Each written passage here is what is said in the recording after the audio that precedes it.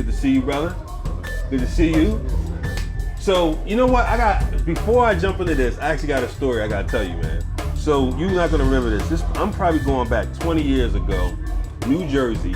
You came in for an event. Now, you probably can count on your 2 hands how many events you did on the East Coast, probably, right? Because did you do most of your stuff on the West Coast? No, I didn't. You did a lot of, okay. So we did an event on the East Coast. I know where you're going. You think you know where I'm going? Go ahead. So we had this event, and at the time, the whole event thing was, I was still rhyming then, okay? The whole event thing was, you did a song, and you said you talked a little bit, and you told the DJ, all right, next song, right? You did a song, you walked around, catch your breath, you said to the DJ, next song.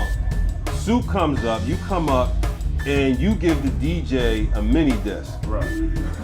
Now we all on the side like, what is this dude doing, man? Like, it's like 8 groups there, you know what I'm saying? You give the dude a mini disc and you said, just turn it on and let it rock.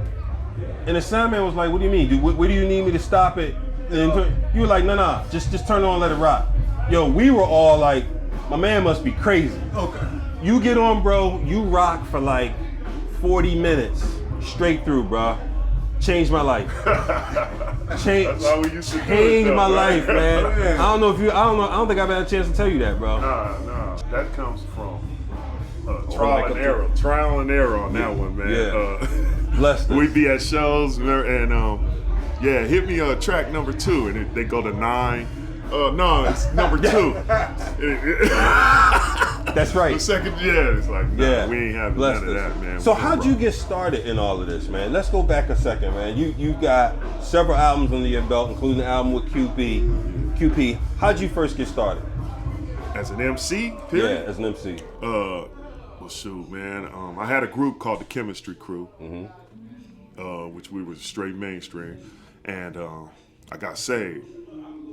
And when I got saved, though, I was like, I just want to let I didn't know what to do, so I just let all music go. Yeah. Period. Yeah. But then when I was going to church, I'm a hip hopper, so I'm going to church trying to listen to choir music. It just wasn't happening. Yeah. I hated choir music. I just couldn't get into it. So I was like, man, God, there's got to be something out there for me to listen to. Yeah. So I literally just started writing raps for myself about my transformation. Yeah. And from there on, my wife at the time told me, that's pretty dope. Yeah. You're like rapping about God. Yeah. That's kind of dope. And we ain't heard nothing like that. Yeah. So, like I said, it was something for me. Yep. But then the youth group got a hold to it. One day in the parking lot, it was all cassettes back then, so you just pop it in somebody's ride, and they were rocking it, and the youth pastor came out and thought we was disrespecting the church, because we had to, it was just blasting. It sounded like regular rap. Yeah. But I'm rapping about God, and when he told the youth pastor that, the youth pastor was like, let me hear this. Yeah. And he heard it, and that kind of like just I've been on since then. kicked it off. That's what's up. So how about you, QP? Where'd you get started, man? Oh man, I was doing secular hip hop, and I was on the same record label that called McCullough Records in LA, and I had done a couple of 12 inches back then. It was the same label that Dr. Dre and the World Class Wrecking Crew, all those guys, and that's where, in Fairfax, that's where they would go to make them, and so I got witness to it at my job, and I was like, oh Lord, I was like, Soup, I gotta trash all this stuff, and anyway, the Dynamic Twins and myself, we all went to high school together. Okay. So we were doing routines and they were dancing and stuff, and they really didn't take on the hip hop form yet. Yeah. I was doing a lot of the rhyming then. So anyway, when I got saved, I bumped into them. Right. And then they told me, hey, Q, you might start rapping for the Lord. Yeah. So, that sounds good, know. So then they talked to Soup. Right. And then they were saying, Soup said, come, just holler at him. He said he might need somebody. I said, okay. Yeah. and I met him. We all were going to Loveland. That's nice. Yeah, That's and what's up. so that was our church, Pastor Chuck Singleton. Chuck Singleton. And then I talked to Chris, and then he said, okay, go pray about it, you know. Yeah. And then I did, you know, and called him back up and said, hey, let's roll. That's what's up. What was it like, you know, when you thought about doing the first, after you got past the first album or two, you know what I mean? How did you start thinking about what you wanted to see achieved through what you were doing in terms of rapping for the Lord? How did you start to think about it? After that, I'd say after the third album is when I really started taking it serious because I was seeing the impact that it was having on people's lives. Yeah. So I was actually getting, it was weird because I was getting secular offers to do secular stuff. Yeah. But it was like, that's when I even turned it in more to, I'm on a mission. Yeah. And that was about the time I met QP. And I actually put it on the album. Yeah. My whole thought and train of thought and mind state was exactly our logo, which said, raising a nation that will obey. Yeah. That's what it came. How hard was it to say no to the secular deals, man? It was you know what, man? It was like God prepared me mentally to not even trip off of it. Mm-hmm. I actually tripped off of it more when I was coming out of the industry because I was like, man, I didn't make no money. Right. That's what I was going to ask you. I Because it's not like you were making. I could have made all this money. Right. Right. And you know, I didn't. It started playing with my emotions and me mentally after the fact. And I got really frustrated, and I started attacking people, like as far as record cats I did with the record labels. And when I went independently, I started putting out songs, you know, naming people. It was just weird. Yeah. I was in a weird state. Yeah. But then what turned that around was I started seeing the fruit from what I did.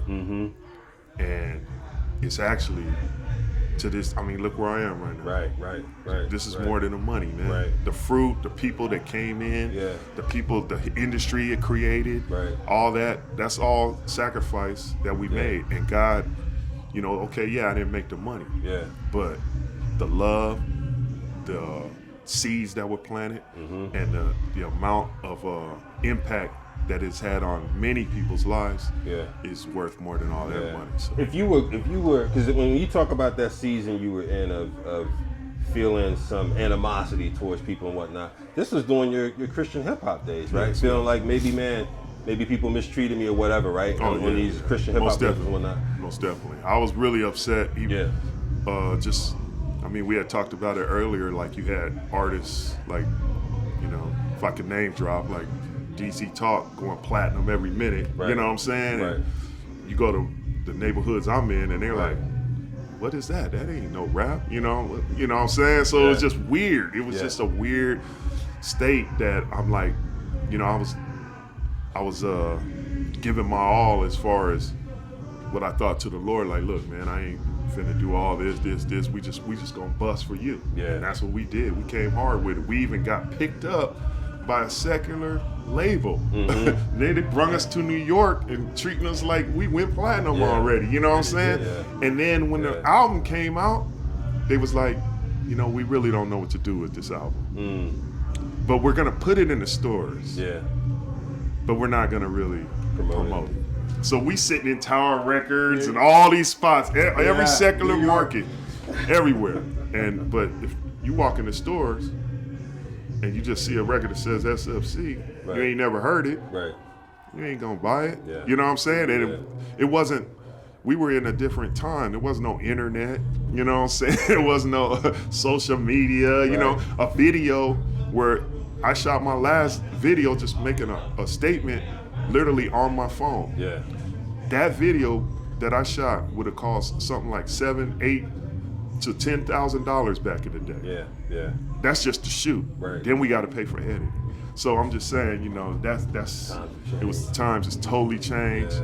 And you know, I was very bitter and upset, but once God started showing me, and people started reaching out to me that I didn't even know were even checking for me, Right. and the impact that I had. All these, I mean, I still get letters to this day, man, Beautiful, man. from people that was kids at that time. They grown, families, they got churches, they got ministries, they got hospitals, lawyers, all these cats telling me certain things I said. Reached out to him, like I was really shocked, like Chris Bazard from he was like, man, your whole junk moved me back in the day. Man. I was like, man, see, I touched many people I didn't even know. You know, so that gave me a sense of comfort. And then financially, God took care of me in other ways. Okay, I didn't get it rhyming, but I got you over here. Gonna take care of you. So to that point, man, for those who missed the Chemist and QP, what are y'all doing now? Where you at now? What are you doing? Oh man, well I just moved to Mississippi. So he's a Mississippi guy. Wait, is that why you speak with that draw now? You trying to adopt the draw? I'm working on it. You know. No, I lost my brother in January. Oh, I'm sorry to hear that. So my older brother, he was taking it rough. And on a level that I was like, wait a minute, that's my older brother. He's supposed to be comforting me. Well, so I told my mom, hey, look, I think we should, get out there and support him, because he lived in Mississippi for like 20 years, so he never got to come home and just, the holidays and different things of that nature. It was hard for him to get over there and see us, even in some deaths in the family. He couldn't make it. And so I said, I think it caught up with him when my brother died. So I ended up getting out there. This is about maybe a month and a half ago. So I'm just searching for jobs out there. I left everything in Moreno Valley, Riverside, But I said, I also believe it's a move of the Lord as well. He took me out of my comfort zone. So I'm just anticipating what's next. Amen. We'll keep you in prayer on that, brother. Appreciate Picking it. up and moving, it's no small undertaking. My turn with the mic. Oh. Well, me, man, I've been I ain't gonna say low key. I've been utilizing social media to the fullest. I'm an electrician by trade. Nice. With the I.D.O.L, union electrician. And I've last couple of years I wrote a book. Praise God. And what's the book about? It's called Through My Windows: The History of Holy Hip Hop. Nice. Basically, I walk you through our whole experience. We gotta pick that up. Everybody that came through. So my first edition, I sold out of it, the hard copies.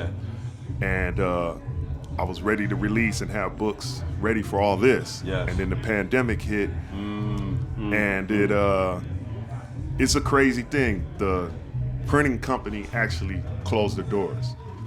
So I was like, okay, they got all my masters and stuff. Literally, I couldn't contact with nobody. I couldn't contact anyone to get a reprint, to get my junk to go get reprinted. So I contacted my, this is when I know something's crazy. I contact my graphic designers, the ones who helped me put it all together. And they told me, we don't have anything. Word. And I'm like, not even an email?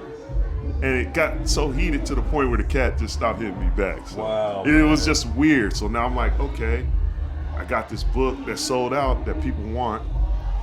What do I do? So I went into all my files, found everything, and basically started from square one. And in the midst of that, I was burning with a way to even take it to another level. So now I'm in the studio and we're gonna put an album to it as well. Nice. And nice. I've been sitting, I never stop. So I just got a gang of material, and but I get to do it my way. And it's a reason now. I didn't want to be some old dude rapping because I ain't young. So now my reason is to promote this book. And we coming with it. This time it's gonna also be an audio book, and we're gonna drop an enhanced ebook, which will have the book, the audio book, videos, and the album attached to it on an enhanced ebook. So that's where I'm at. That's what's up. You know we supporting it. Yeah, you know we Soup the supporting Chemist, man. Follow me. I'm on supporting all media outlets. That's Soup what's the up. Chemist. But see, a lot of people don't know why they call him Soup the Chemist. I thank God I was able to beat back doors and observing this guy. Mm-hmm. I'm talking about with the music. Right. You know, Yeah. the lyrics are dope. Right. This is a In the genius lab. in the lab. Yeah. We would be at DJ Dove's house, and Soup would be in there till the roosters start crowing. But he's in there on that MPC. Yeah. I mean, just arranging and putting this stuff together. Yeah. And I was fortunate enough to come in on the phase 3 and see him at work, and it was just unbelievable. And then he would have the track finished and then give us a little taste and ask us our opinions. And I just thank God that I got to witness that. And I never even really had a chance to tell him, you know, what I really thought about him lyrically. Number one, he's just a genius on that. But then he also did the music. Yes.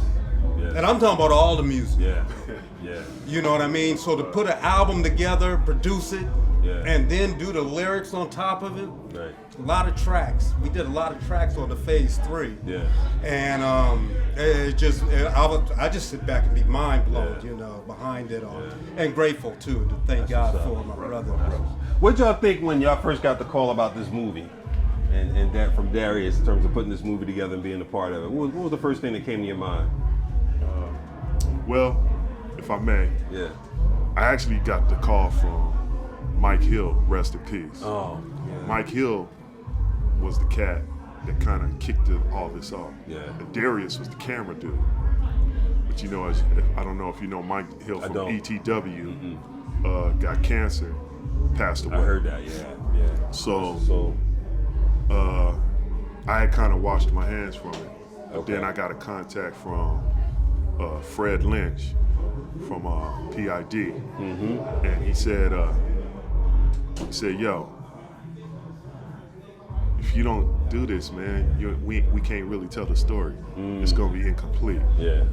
So I said, "All right, let's do it." Yeah. And that's why I'm here. Fred is convincing, isn't he? Yeah, I love that brother. He's convincing. We did the first real hip hop. I think the only hip hop tour with Fred. That was our last time really rocking all together. So now that it's come together and you see all this come together, man, and fruition this weekend, what do you hope comes out of it, man? I mean, there's a lot. You to fly in for this, you get rehearsed this afternoon, y'all gonna do a set tonight, red carpet and everything. What are you prayerful about, man? Man, what comes out of this? Before I touch on that, because Chris said when he first brought it to me, you know, I was like, wow, you know, because all these groups, like we were saying, man, when was the last time we actually really, you know, got down again? Yeah. And so, I said, man, you know, and then I thought spiritually that, you know, to me it was God is still rewarding us for the labor we did back then, because it was all about winning souls, and so I just kind of was blown away by it, you know, and then actually coming and then seeing the production.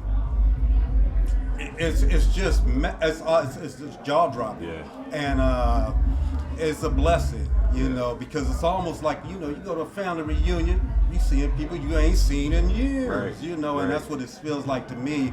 But then on another scale, I'm talking with Fred, you know, and he's telling me that, you know, Warner Brothers, Netflix are gonna have their hand in the mix, and I'm like, wow. You know, because we touched a little bit on how the notoriety and everything that we did really just didn't jump out there like it did. But God's like, don't worry about that, I got you. Right. You know what I mean? And I believe that's what this is going to do for the laborers. Yeah. You know, there's such a big population of newer Christian hip hop artists, right? And one of the things we talked about, which you guys did yesterday, we talked a little bit about this, man, of there wasn't a passing of the baton from your generation to that next generation and so on and so forth. Let's assume they want to have some passing of a baton, and this is an opportunity to do that. If they were asking you for your advice in this moment? You know what I mean? As I'm starting as a Christian hip hop artist, learning how to do more of it, I want to be more successful. What words of advice would you give them, each of you? I would say unity. That's what we had. Unity. I mean, literally, when we were rolling to gigs, like if Gospel Gangstas had a gig, it'd be 70 of us going to support that gig. Yeah. If we had a gig, it's 70 of them. That's how we roll. Yeah. Nowadays, it just seems like it's a business. These cats, it's just, you know what I mean? So love and unity, that's what they need in this to take this to another level. Because they already there. They just that needs to be shown and seen. I think it'll be a lot more powerful. Yeah, supporting each other. And I also, I always love to, what is it really all about? It's about saving a soul. This is what we're here for, and I would try to admonish them to never forget that. You know what I mean? And don't allow Satan to come in and start using the tangible things to take you off of focus. Stay focused, and think about that person that may be on drugs out there, or somebody that might have to sell their body, you know what I mean? And somebody is just outright lost. Yeah. You see what I'm saying? This is what Jesus wanted us to do, and in the end, we were commissioned to go out and reach them. Yes. And this is what their whole tool is all about. Yeah. You see what I'm saying? Just saving the lost. Thank God. Hey man, thank y'all both for coming in. Appreciate it. Looking forward to seeing y'all. Thanks for having us. Set later. Right now. Y'all heard it right here. Trick Roller Coach with Soup to Chemist and QP. See y'all next time.